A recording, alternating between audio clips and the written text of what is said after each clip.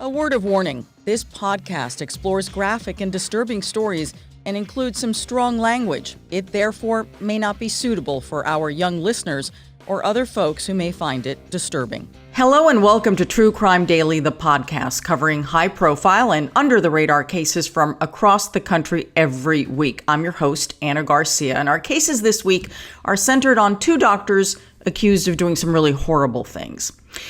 A once respected neurologist has been convicted of sexually assaulting patients. Prosecutors say that the doctor created a system of abuse by overprescribing addictive medications to his patients, and then he would deny them additional prescriptions or renewals unless they submitted to his sexual demands. After 15 years of abuse, the voices of his victims have finally been heard in a New York court. But first, a huge development this week in the case of a dentist accused of killing his wife on safari to collect over $4 million in insurance money and to be able to start a new life with his lover. The dentist has been found guilty of murdering his wife. He claimed that his wife accidentally shot herself during a hunting trip. 6 years after the wife's death, a federal court has declared justice. We are recording this on Wednesday, August 3rd of 2022. Our guest today is Danny Smith, who is an author and a former LA County Sheriff's detective with over 20 years of experience on the force. He is also a prolific writer of detective novels, including the Dickie Floyd series and his personal story, which you can see there on the screen. And for those of you listening, Nothing Left to Prove. Danny, welcome back. Thank you, Anna. Appreciate it. Good to be here. Good to have you back. Danny's a regular on the show, and I met Danny on a homicide, and it's hard to believe, but during the worst of times, you can meet some of the most amazing people, and that's what always inspires me and gives me hope, which is why I do these crime stories, for the hope and the people. So, let's get to our cases, Danny. Our first one has been the subject of international intrigue for years. A wealthy Pennsylvania dentist has been charged with killing his wife while on an African safari and a hunt. Well, he's now been convicted of murder. 67-year-old Dr. Lawrence Rudolph and his wife Bianca had been married for 34 years, Danny. The two were on this big hunting trip in Zambia in October of 2016. She died of a gunshot wound to the chest. Bianca and Lawrence were both in the cabin. The shooting took place in the cabin. The dentist said he was in the bathroom. He claimed that his wife was putting the shotgun away and that she accidentally shot herself in the chest. What do you make of this, Danny? Well, he's been convicted of it, so yes. I would say there's plenty of evidence to substantiate that he did do it. There's several things that came to mind, when I read the summary of the case that were real telling. And the one, of course, is he's had this affair for 15 or 20 years. And apparently the person he was having the affair with, a coworker, had given him an ultimatum, and which is not unusual in those types of situations. She's like, okay, I'm tired of waiting. You've got a year to divorce her and sell the business, and we can live happily ever after, or I'm out of here. So he apparently had about $4 or $5 million worth of insurance on his wife of 40 years, and decided that he would take her out and collect the insurance, and he and his mistress would live happily ever after, or at least that was the plan, apparently. Danny, what I find interesting before we get into the details of the case is that he was convicted of a murder in a foreign country. The case was heard here in the United States, and there is a special charge of killing someone overseas. And that is what he was charged with and found guilty of. But what's interesting is how long this took, and the fact that because, and we're going to get into this, that the government officials and investigators in Zambia came up with a completely different opinion of what happened in that cabin. It's interesting how they had to recreate things really without a lot of evidence, meaning forensic evidence. Yeah, it's always a tough thing to do. And truthfully, it's mostly a circumstantial case. And what I mean by that, as you pointed out, the gun had been destroyed, clothing, I'm sure, was destroyed or unavailable. There's things that you would want in a case like that, because you can determine distance for the gunshot and things of that nature. But those things were unavailable.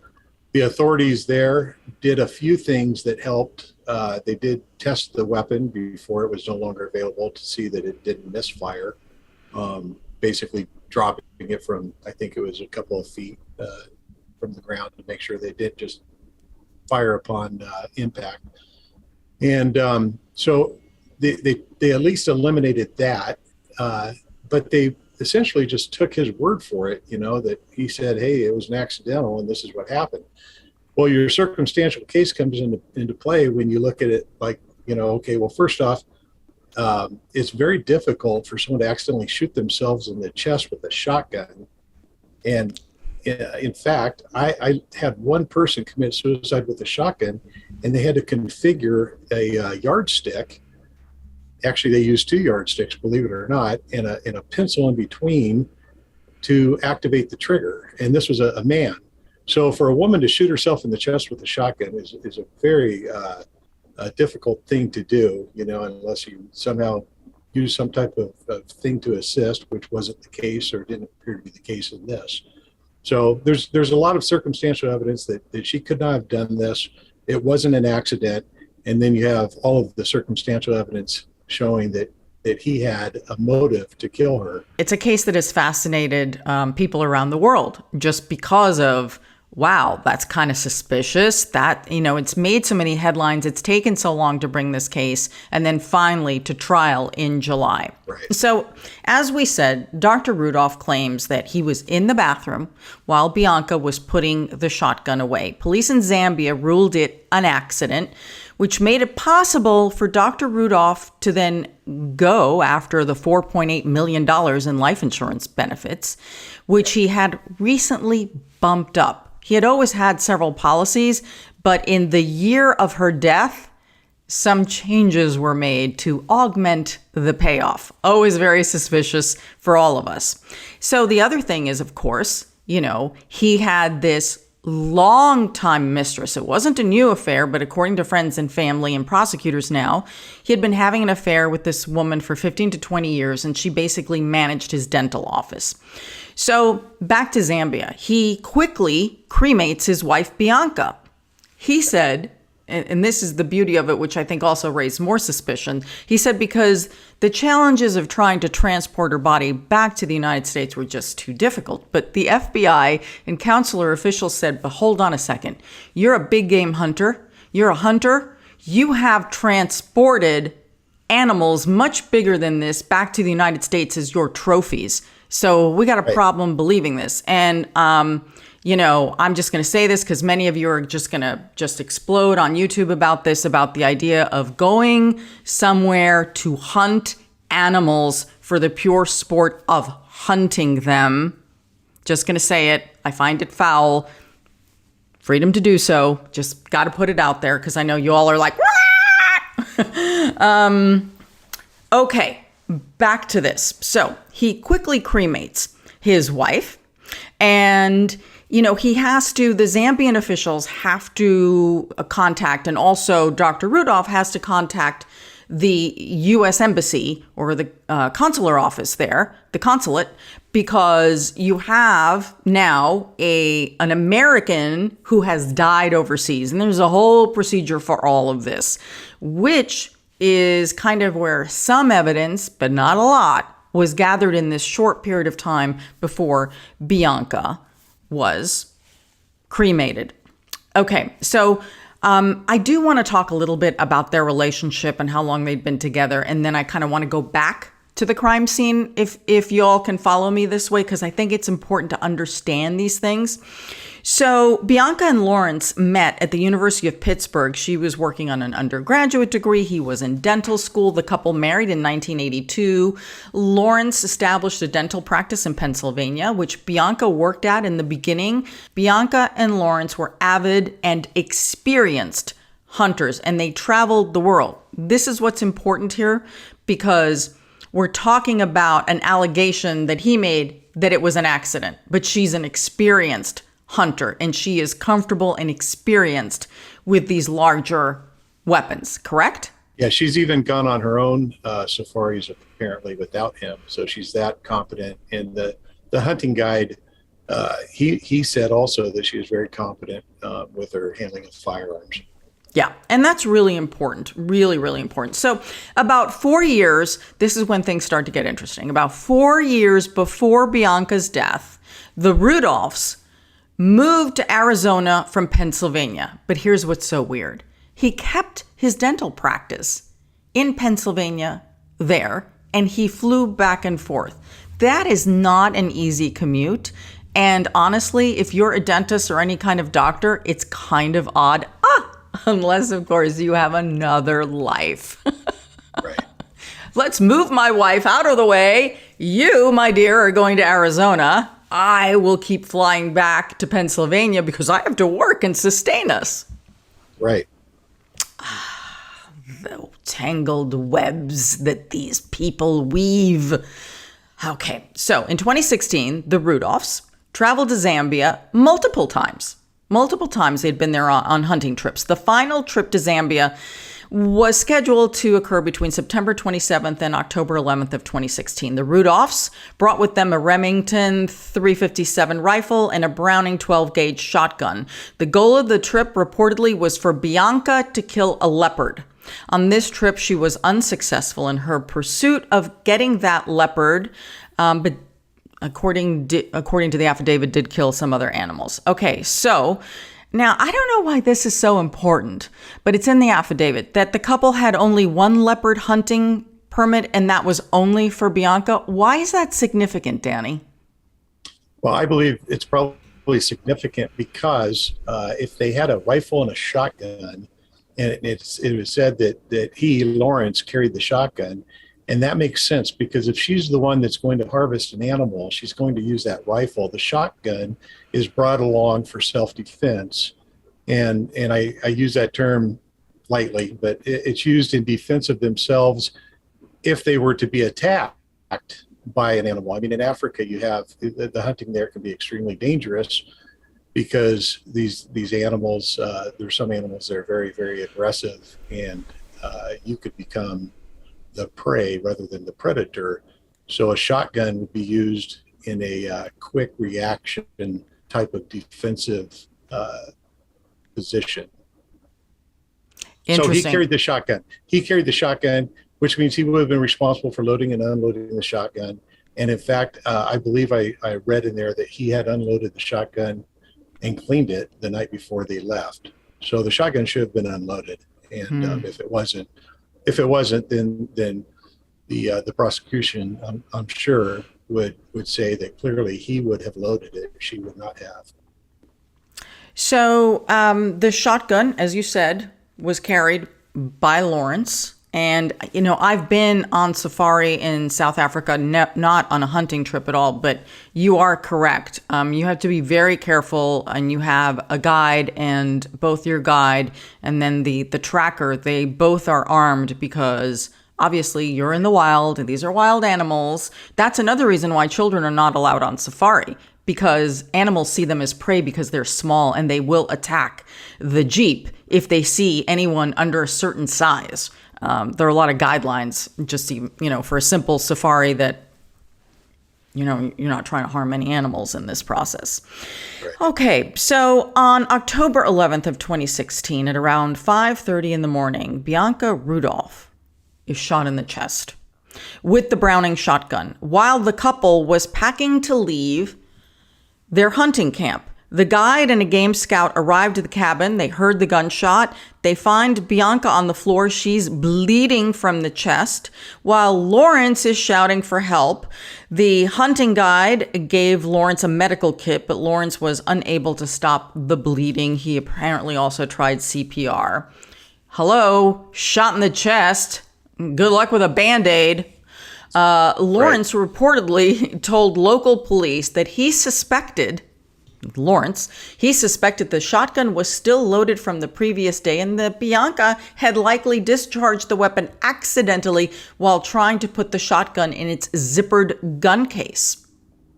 The shotgun was found in the partially zippered case next to Bianca's body. That's according to the federal affidavit. How is that even physically possible if she was shot? If she shot herself? How? It doesn't make any sense because, I mean, anyone that's ever put a rifle or a shotgun into a zippered case, the muzzle goes in first. And anyone with any experience of handling firearms at all would never try to put a gun into a case in any other fashion. So that's one problem. And then, like I said, the guide testified that Lawrence had cleaned the shotgun the night before. So it shouldn't have been loaded, and she wouldn't have been the one that would load it. And it would make more sense that when he finished cleaning it the night before with the early morning departure, that gun would have already been put into the case and secured and ready to go for the next, for the morning commute. Right. I mean, anyone who travels and packs, pretty much, if you're leaving that early, you pretty much get everything together except for your toiletries, your change of clothes, your pajamas, and then you're set. Everything's done in most of your bags, unless you're a last minute packer. But I doubt that. Not at 5:30 in the morning. I believe, and I say this all the time on the podcast, that crime, we're dealing with humans and how they react. And I always say, if it doesn't make sense, if it's not logical, that to me is always a red flag. Yes, people are different. I get that. But there's just some things that always make you go, hold on a second. And that's one of those. Right. Plus what you just said. If you are putting this into the zippered case, it would have been completely backwards, right? Yeah, and I would argue that even a person who's never handled a firearm before, if you gave them a shotgun and said, put it in this case, I mean, it goes back to, your toddler days of putting squares in square holes. It's you see the shape. It's easy assessment that the muzzle would go in first and then you zip it up. And, I can't imagine anyone putting it in backwards. And interestingly, the FBI did a study, I don't know how much value it had during trial, but they took the same exact shotgun and had 25 women handle the shotgun and put it in a case. And none of them tried to put it in backwards. All of them just naturally put it in the way it would be put in, which means muzzle first. It wouldn't be pointed at your chest. And then I guess the second part of the test was, could any of them actually get the muzzle somehow configured toward their chest and reach the trigger? And none of them could. So, yeah, a lot of holes in his story. Yeah, and this experiment that you're talking about is not a traditional forensic examination that can really hold up in court. It was used as, I think they referred to it as a study, an experiment, but they had huge limitations on how it could be used in court because right. you can't argue definitively this was the gun, this is what happened, because so much information is missing from what happened inside that cabin. I thought that was really interesting. I thought to myself, wow, how in the world did the jury process that information? Because it's almost anecdotal, really. Yeah, and I'm sure that if that was admitted as evidence, which I don't know if it was. I'm aware that the study occurred. I don't know if the evidence of that study was allowed into the trial. But if it was, I'm sure it came with a pretty stern admonition from the judge about the weight of that type of evidence. Mm-hmm. Now, Zambian officials did do some ballistics. They stated that they did, like you mentioned, the drop test, and that from 1.5 meters onto the cement, and stated that the gun, the actual gun, did not right. misfire during their tests, which is important because, as you said, they wanted to rule out that there was something wrong with a malfunction. Correct. A malfunction. And so they returned the gun back to Lawrence Rudolph. The investigation by the Zambians concluded that, quote, normal safety precautions at the time of packing the firearm were not taken into consideration, causing the firearm to accidentally fire. So now you have an official ruling from the police agency in Zambia saying this is an accident. And that makes it possible to collect the life insurance policies, which he did. Yeah, I mean, essentially, like I said, they took his word for it. And I don't know what type of training and what level of experience the investigators would have there, but clearly they looked at this like, well, how do we prove otherwise? I mean, it's a he said, and he said only. I mean, there's no other way to look at it other than physical evidence, and perhaps they don't have the training and experience to look at the physical evidence and for instance to determine the distance of the muzzle from the gunshot wound. Here's something else that's really fascinating. According to all of the reporting that was done there and then gathered by the FBI, Bianca's body was moved after she died. She was covered with a blanket, and then the shotgun was moved away from the body by the game scout there at the lodge for, quote, safety reasons. So the crime scene has already been tampered with by this point. By the time any Zambian officials get in there to photograph or do anything, it's already been tampered with. She's been covered, it's been moved. Done, right? Yeah. And so the damage to the integrity of the forensics, it's already been tainted. Okay, so let's keep moving here. So on the evening of October 11th, Lawrence contacted the U.S. Embassy and then told the consular chief that his wife had died in an accidental gunshot accident. According to the consular chief, Lawrence quickly turned the conversation over to cremating Bianca's body and then leaving the country. He wants to get out of there. Now, that's kind of normal, wanting to get out of there. I don't know about the cremation, but wanting to get the hell out of Dodge and get home makes sense. Against her will, actually. That was another part of it, is that her friends and family testified that she did not want to be cremated and made that clear. Yeah, she was a devout Catholic and did not believe in cremation. And there have been, some changes within the Catholic faith trying to open the door more to cremation. But when my mother died, I had to argue with our parish priest over her wishes to be cremated. He actually argued with me, the grieving daughter. All right. I'm like, really?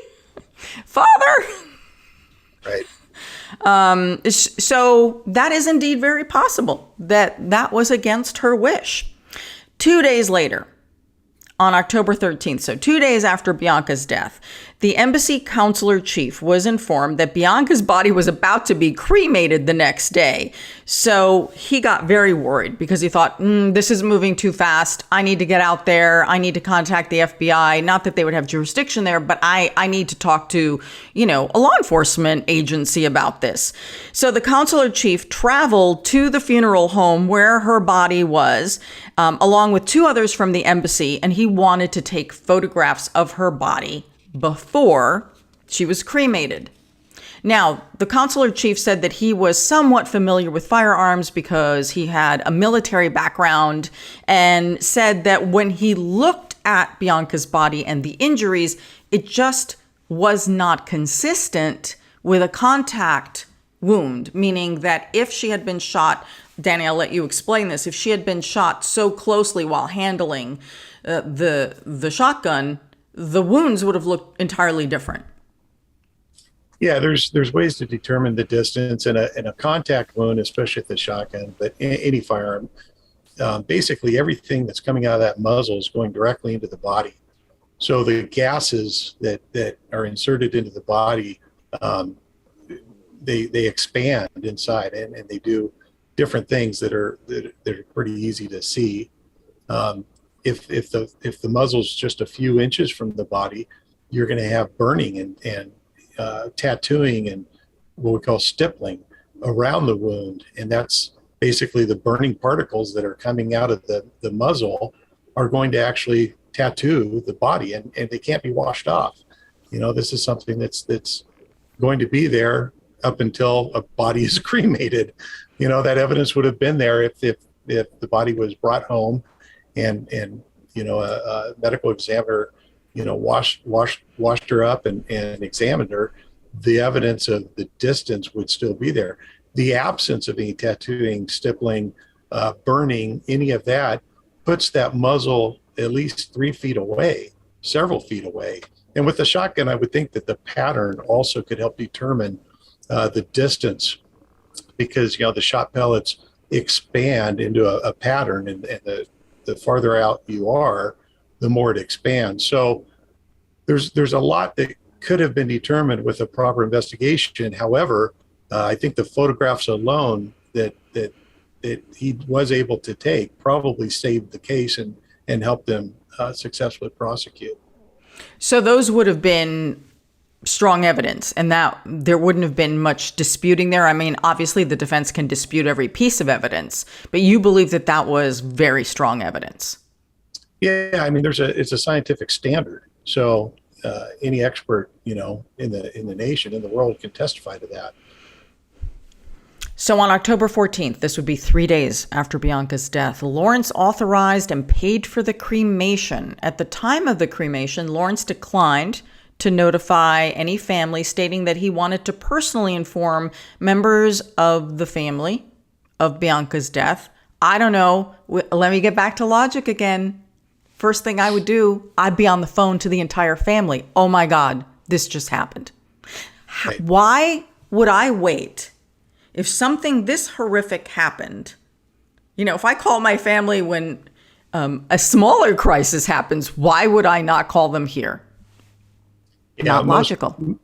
Most people, they would not wait. They would be immediate notifications. Absolutely, because you're going to need help. What am I going to do? All this, right? Everything. I just don't understand why you would wait to contact family and friends. It just makes no sense.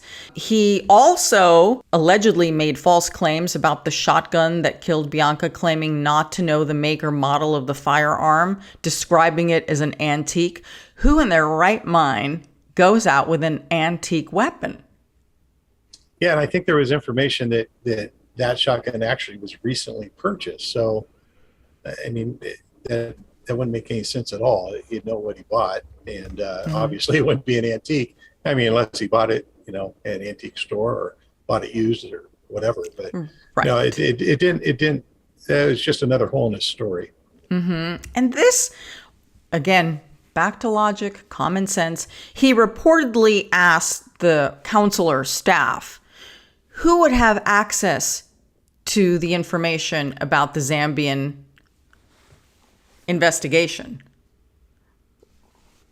Was he asking because insurance companies would want to do that? Which I've done a bunch of investigations about fake deaths in particular overseas, right, and how insurance companies have teams of investigators around the world.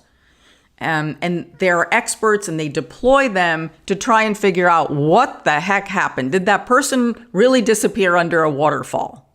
Right. So I'm, it's possible that's where he was going. I have no idea. So friends thought it was very strange that she was cremated, didn't like this idea. In fact, when police here in the United States start interviewing her family and friends, things become a lot clearer.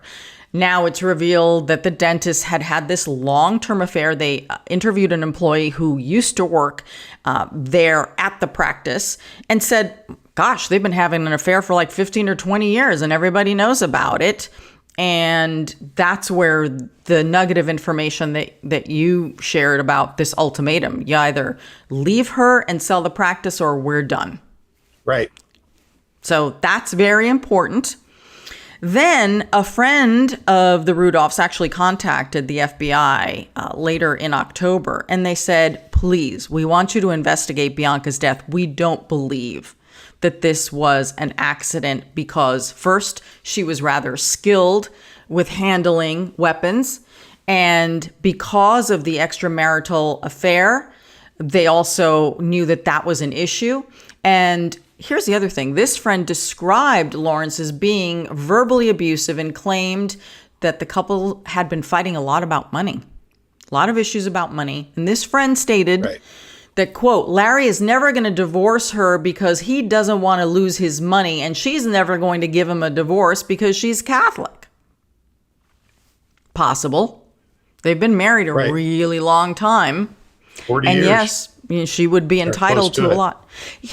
I say this practically every week. People, divorce, no matter how difficult, is still easier than taking someone else's life. And then not only have you taken that life away, harmed all these innocent people, family members and friends, but on top of it, you're worse off than if you had divorced the person because you're in prison for the rest of your life. No, it's amazing. And, like you mentioned, the case that you and I met on, it was a child. It's like, there's people to get to the point where they believe that murder is a solution. It's mind-boggling. It truly is. Yes, that was such a horrible case. Horrible case. So within 3 weeks of the wife's passing, Lawrence begins filing claims for the insurance policies.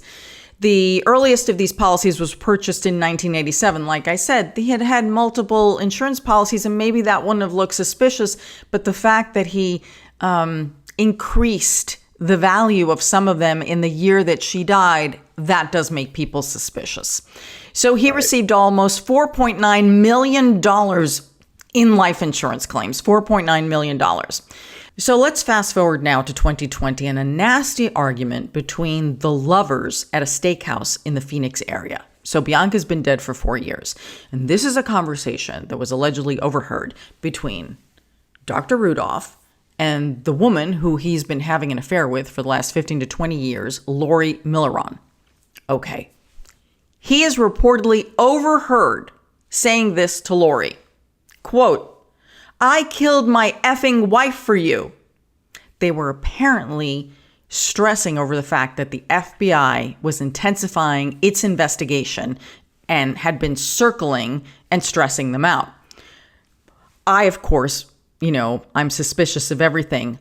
I find this a little too neatly tied with a bow that someone overheard this. It's just a little too perfect. Oh boy, I don't know. That's interesting, and I believe it. Who would fabricate that, and why would they fabricate that? It's why would they insert themselves into something and risk being held for perjury or charged with perjury? I don't know. I don't know. I agree. It's so perfect. It's so simple. Do you know what I mean? It's like, oh, look at this. It's 2020. The FBI is all over them. And here they are in a public area. And someone hears him say something so incredibly incriminating. I killed my effing wife for you? Yeah, but you have to understand, the stressors that have been put on by the FBI, and it's a pretty normal thing, like especially with unsolved cases, you stimulate activity because people can't live with that guilt. There's a tremendous amount of guilt, unless you're a sociopath, that if you've murdered someone, especially a loved one, that's always welling up inside of you. And so you push buttons to get them off kilter. It's not much different than, the way that you'll make a bad mistake. Let's say in a poker game, you do a dumb thing that you think, geez, if I'd only been able to calm down and think that through, I wouldn't have pushed all my chips in. But at the moment, you're stressed out. You've got too many things coming from too many different directions, and you make a hasty move. Well, if the FBI are knocking on his door constantly, interviewing every single person he knows, interviewing everyone she knows, and I'm sure that they were, then those two are going to start, having problems between each other. And, I doubt if he yelled it in the restaurant, but maybe he just said it loud enough that someone in the next booth thought, oh my God. I'd like to know more about who that person was that overheard it and how that information came forward. Like, did that person know the dentist and think, oh my gosh, that's him? Or was it because of media attention that they knew, about the case? But it would be very interesting to know more about that statement. But yeah, I don't know. I took it at face value. I didn't doubt it. Or maybe the FBI was at the booth next door having a steak too. Yeah, that could be. That could be. Look, I get it. It all fits in. And I definitely understand what you're saying about the stress, that could certainly push them and people start making mistakes and saying stupid things. It makes perfect sense. I just thought like, wow, this one is completely wrapped in a bow and just gifted to prosecutors. When something is too perfect. Here's a thought on that too. And from what I read, it said that a conversation was overheard. It didn't say a person overheard a conversation. So perhaps this was on a wiretap. Perhaps they had the table bugged, that somehow they knew that they were going to this meeting, or to this restaurant, and they arranged it to where there would be a recording. I would imagine that they probably had the phones bugged. You can get wiretap warrants on capital cases. So it's very likely that they were listening to their conversations on telephones and they could have even, had a recording in a public place. Well, an arrest warrant was finally issued for Lawrence on December 22nd of 2021. So about a year after the restaurant. He was indicted in Colorado in January of 2022. The indictment was served there because of the location of the companies involved in the life insurance payouts. It's very interesting. We talk about jurisdiction. It has sometimes all sorts of issues that affect a case. So it's interesting that this is how they made this determination. That's how we ended up in Colorado. Yeah, it is. I mean, the feds have a lot more leeway in jurisdictional things, but one could argue, maybe the conspiracy to commit this murder started in Arizona, or maybe it started in Pennsylvania. But the companies that were defrauded are in Colorado. There's a lot of moving parts to that, and like I said, that because it's federal indictment. They've got a lot of leeway as to where they try the case and how they do that. So now let's move to the trial phase. It was a 3-week murder trial in July of 2022, just last month. Lawrence took the stand in his own defense. Always a tricky move. Sometimes we've seen it work on behalf of defendants. More often than not, it doesn't. If they can't answer the questions that make sense to the jury, a lot of times it opens the door to all sorts of other questioning. So he testified for 2 hours and he told the jury, quote, "I did not kill my wife. I could not murder my wife. I would not murder my wife." And he added that he did not murder his wife for insurance money and it wasn't to be with Lori or anybody else.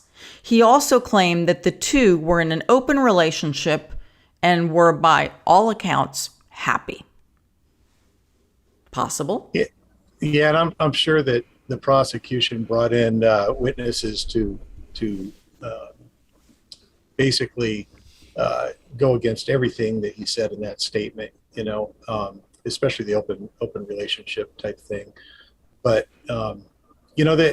that's the thing. I mean, at some point, if they feel like the evidence is overwhelming, they take that chance and say, well, I can convince them that I didn't do this. Which kind of puts them in a narcissistic personality type, in my opinion. But that's what they do. They believe that jury's going to just fall in love with them and not convict them. And clearly the jury saw through it. So after a day and a half of deliberations, on Monday of this week, on August 1st, a federal court found Lawrence guilty of murdering Bianca Rudolph. The actual charge is guilty of murder of a U.S. national in a foreign country and also guilty of mail fraud. That would be in connection with defrauding multiple insurance companies. Lori Milleron was found guilty of accessory after the fact, obstruction of justice, and 2 counts of perjury. Milleron was found not guilty on 3 additional counts of perjury. Lawrence Rudolph still maintains his innocence. His attorneys have stated that they will appeal the conviction, and his 2 grown children have signed affidavits saying that they believe their father is innocent. He will be sentenced in February of 2023, and he could face life in prison on this murder charge. Our next case is out of New York and involves another doctor accused of doing horrific things. A neurologist has been found guilty of sexually assaulting his patients. I find this case so despicable. No one died here, but I really wanted to cover this case and share it with you because, again, it's despicable and it's about time this man was held accountable. What infuriates me is that he was not called on this sooner. Supposedly, his horrific actions went on for years, and people complained. Last week, on July 29th of 2022, a New York jury found Dr. Riccardo Cruciani guilty on 12 counts of predatory sexual assault, sexual abuse, rape, and other related crimes. Prosecutors say that the 68-year-old disgraced neurologist offered high amounts of pain medication after overprescribing to the point of forcing them into addiction. Then, when his patients would ask for refills, he would demand sexual acts or he would cut them off. He set them up, he made them dependent, he made them addicts, and then he sexually abused them. I find him disgusting. Disgusting. These reports of abuse date back more than 15 years, and according to victims, administrators at several hospitals allegedly ignored these reports of misconduct against Dr. Riccardo Cruciani. I'm furious about this, Danny. Yeah, I can't really add any passion to what you just said. I'm with you 100%. But clearly he has these people hooked, and we all know that there's a big problem in this country with the pain meds that are available now, the oxycodone and things of that nature that are very, very addictive. And of course the interesting thing here is he's basically doing what pimps do to runaways, get you addicted to drugs, and you rely on that person to keep supplying you and keep you happy, and you'll do anything for those drugs. So yeah. It's disgusting. It's tragic, and I hope he enjoys his time in prison. Oh, absolutely. We've heard of a lot of cases where doctors were prescribing and overprescribing for money, that they were doing it as a business. Obviously, the consequences are the same. The people become addicted and are, in many ways permanently harmed by these addictions. What is different with this person is that instead of doing it for the money, he is doing it to sexually assault them. So these victims are being traumatized 2 times. Once by an intentional addiction that's supported and inflicted upon them by a doctor, and then secondly, the sexual assault.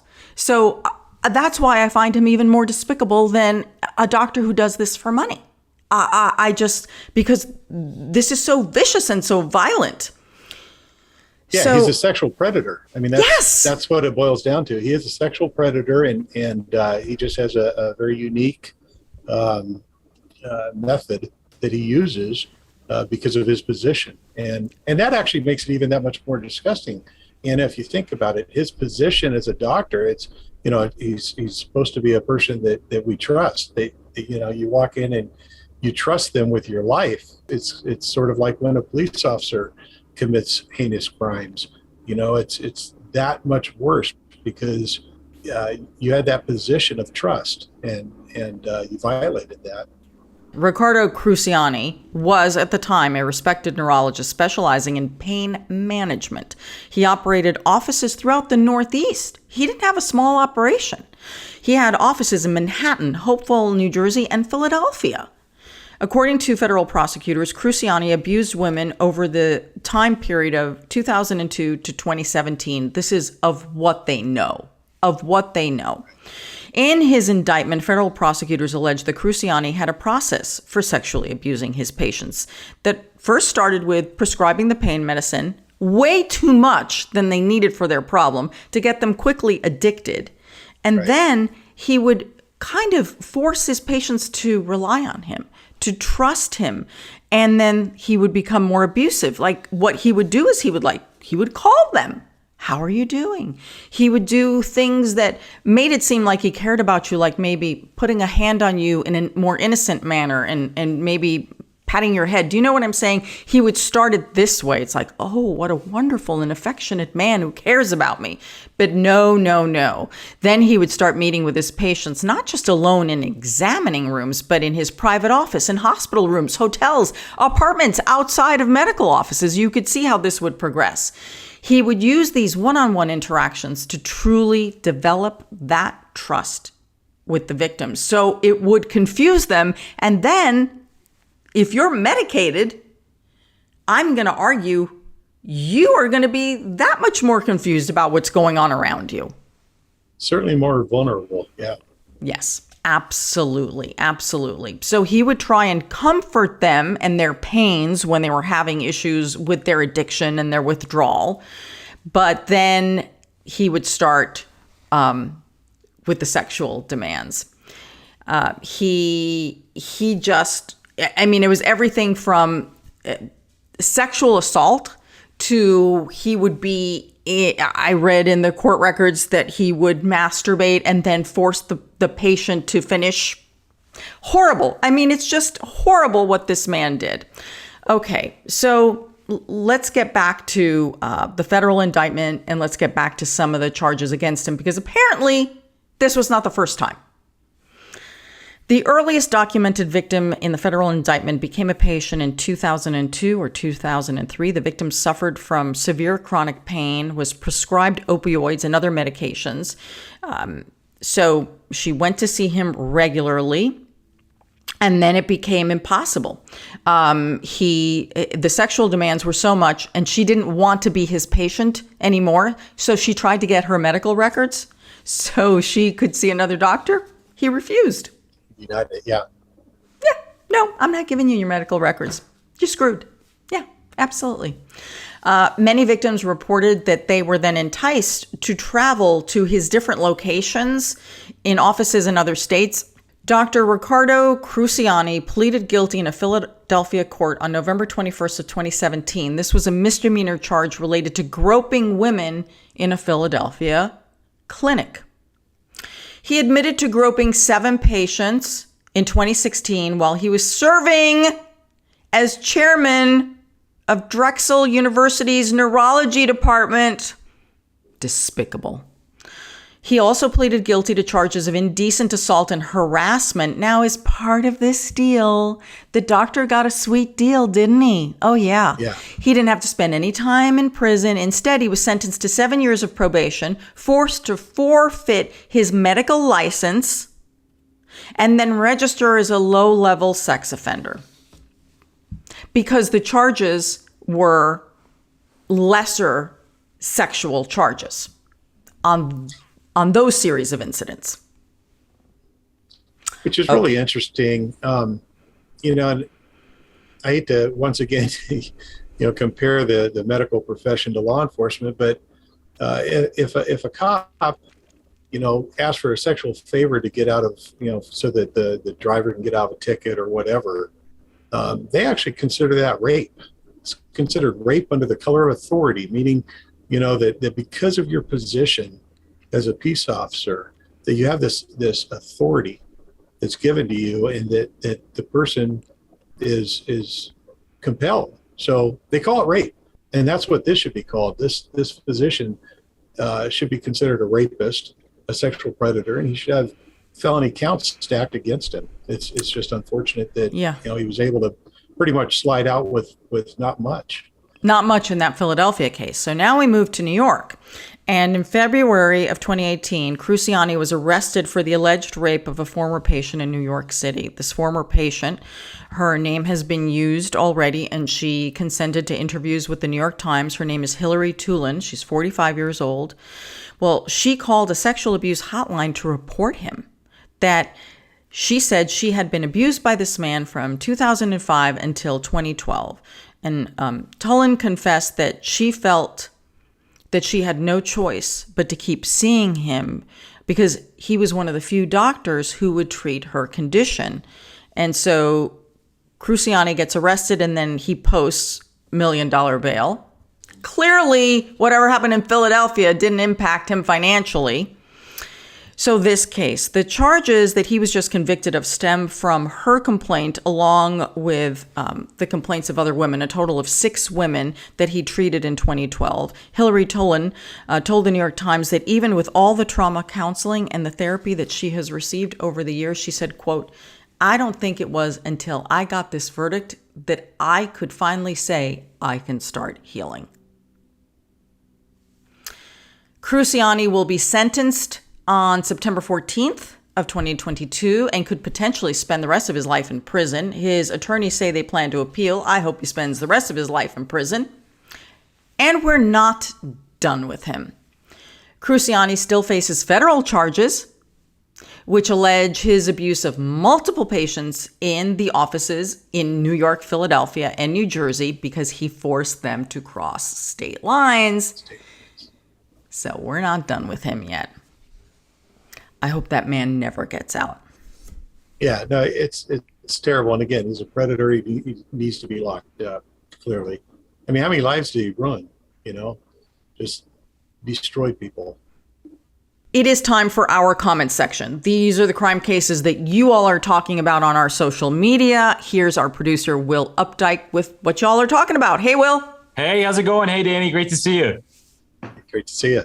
All right, so we have an interesting one. This week, we had a robbery with a botched getaway that must have been like a very heavy haul. So this case comes out of Providence, Rhode Island, and a 30-year-old man was taken into custody after he allegedly took part in an armed robbery at a strip club where he used to work. Now, he's accused of stealing $25,000 in $1 bills. I don't know exactly how big that is, but I can't imagine that, due to the nature of the bills, that it's very compact. So how this kind of came together is Providence police reportedly told sources that the Gentlemen's Club Cadillac Lounge was robbed before it opened. Now, the owner told a news source that the suspect allegedly forced an employee to open the safe and then stole $22,000 in $1 bills from the safe. And then after this, the suspect reportedly jumped the fence and ran towards an Amtrak train track. And Providence police searched the area with canine dogs and other investigators, which is where they were able to apprehend the suspect. Now, according to a news source, the Cadillac Lounge manager, Ed Imondi, was holding about $3,500 in cash at the time of the robbery, which the robber also stole as well. So that gets into that $25,000 number. So Imondi said he thought initially that the robbery was a joke at first because he was just sitting in his office counting money when the suspect came in with a gun. So Imondi said that the suspect told him, "This is a robbery." And Imondi replied, "What?" And the suspect then said, "I'm going to rob the place." And then Imondi also added that he took all the ones. He could hear them stacking them into a big bag that the suspect had.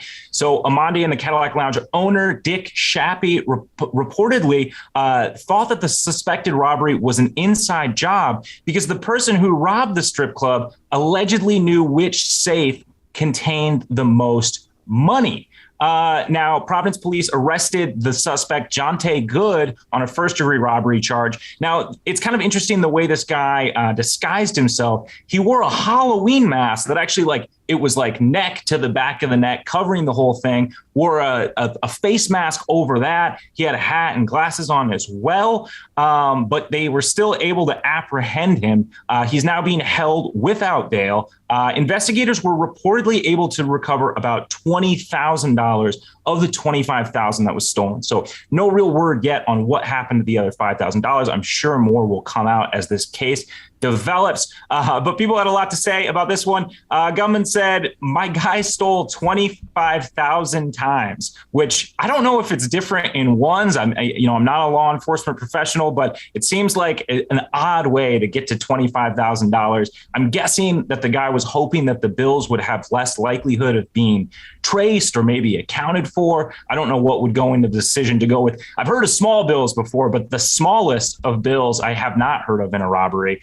A lot of people had some comments about the bills coming from a strip club. Jana S. said, "You know his this woman at home knew exactly where he was hanging out. Would he and the dollar bills came home covered in glitter? Not really sure. Not really sure the status of what these bills looked like, but Efren A said the glitter turned him in, which unclear, but I feel like it would be pretty telling if you were fleeing from a strip club and there was any trace of glitter, that the police probably had the right guy. Kevin M said he was going to a higher end strip club and needed 25 grand in dollar bills to celebrate with champagne. Incognito customer. And then Spicy said, oh, so that's where my tips went, which I love the username Spicy. It's a great one. But that is going to do it for today's comment section. As always, if you would like a chance to get your comment featured on the show, go ahead and leave those over on our YouTube community page. You can also leave them over on Facebook and Instagram. We mentioned it last episode, but we are trying to get to 5 million subscribers on YouTube. Help us get there. And we're hoping to have one of our viewers featured on the show to discuss a case. So yeah, tell your friends, subscribe to the channel, check us out. Oh, that'll be so much fun. Now, I do have a comment here. Cool. Yes. And it was actually suggested by one of our fans on YouTube. So, I do read your comments. I really listen to what you all care about. But I have a comment on the strip club. The fact that he had 25,000 in ones, this is what has me upset. Those dollar bills were meant for the strippers, right? Those are tips. I am pissed off that the club had the $25,000 in dollar bills. They belong to the girls. That's my opinion. Yeah, I don't really know. Standing up for the women. Absolutely. Well, I don't really know the method there, but I agree with you. I don't know why this money, which was clearly intended as tips, was in the safe in the first place. But I mean, I guess the guy as a former employee knew whatever the situation was for counting those tips. I don't know if they try to tax him on it or what. I don't know. And hey, it's possible that money was there when people asked, I need change for bills, to give a tip to the dancer. But that's an awful lot of dollar bills to have on hand for change. So again, I'm like, I'm suspicious. Do those dancers get to keep their tips? I want a further investigation. I think that's it. Well, and if they're tips, right, and this money was recovered, I don't know. I hope police don't end up holding on to it for too long if it was intended as gratuity. I don't know. Danny, any opinions? I will just say that this is outside my area of expertise. Okay, very good. Thanks, Will. See you next week. See ya. Danny, it's been a pleasure as always having you on. Where can people find you, find out more about you, your books, everything? I have a feeling if they just take a look at the screen, they could figure it out. But nonetheless, some people listen to us and do not watch, Danny. Right. Yeah, no, murdermemo.com is my website. Also dickiefloydnovels.com. And all my books are on Amazon. I have 7 novels, and then my memoir, which as you noted, is pictured here behind me, that Nothing Left to Prove. That came out in September, and that's the only nonfiction book I have written to date. But and it's doing really well. People like it, and I think it gives some real heavy insight to people about the career of a law enforcement officer.